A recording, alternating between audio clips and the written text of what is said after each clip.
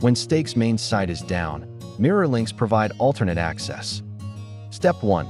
Locate official mirror links from Stake's verified social channels.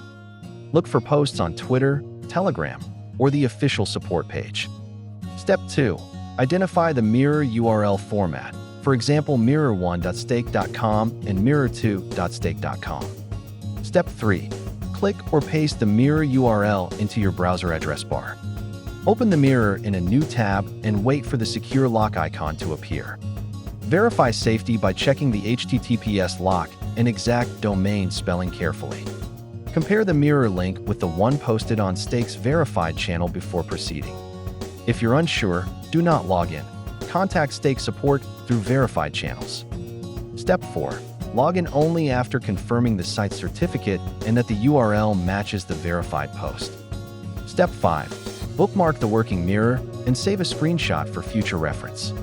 Disclaimer: always verify links for authenticity. This video is informational and not affiliated with Stake.